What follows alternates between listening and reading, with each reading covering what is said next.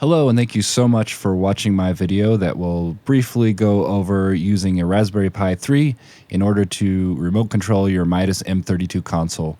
In this case, it's an M32C console, and I have a fairly inexpensive Dell touchscreen that will connect via USB in order to give you single touch through the Raspbian operating system to run the M32 Edit software. And one of the cool things about the case I got was the ability to use a SATA hard drive to boot off of.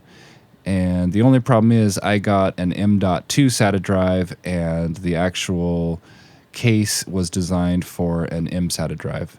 That showed the heatsink, which just has a sticker you peel off and stick to the main processor.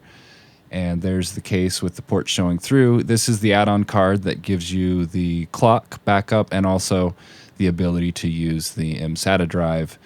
There is an M-SATA external case I was going to use to put a Raspbian image on it and then install it in the case. I just bypassed that and used a pre-formatted SD card I already had, which, as you'll notice, I had already installed RetroPie in order to do some vintage gaming on.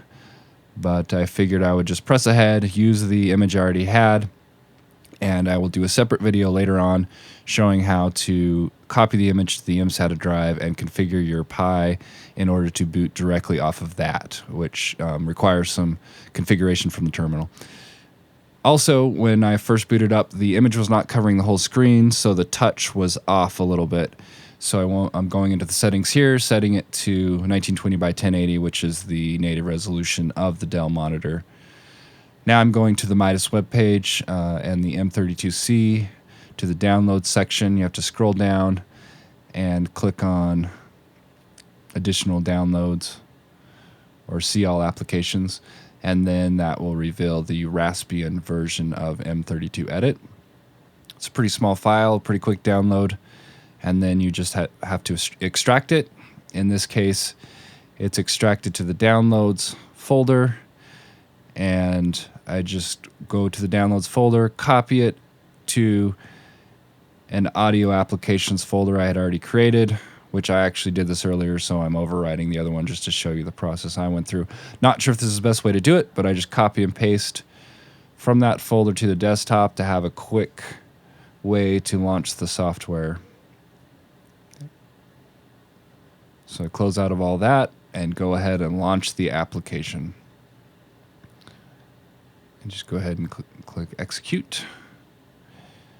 And I had already opened it, so it's pre-configured. Just quickly connects and downloads the parameters from the mixer to the PC. And you can see the touch is pretty responsive. I'm quite impressed with the built-in drivers, although they are single touch, not multi-touch. It's still a pretty nice solution. This is just playing a stereo file through 2 channels on the console. And one of the nice things about these Midas consoles is you have built-in RTA on any EQ window. You just have to enable it each time in order to view it. And then this is just showing accessing the plugins and manipulating them with the touch screen. So all in all, I'm pretty impressed. I'm going to use it in a live show setting as a monitor console. Also, as soon as I get the M-SATA drive in, I will go through installing the Raspbian image on that with a separate computer and then configuring the Raspberry Pi to boot directly off of that. Thank you so much for watching, and have a great day.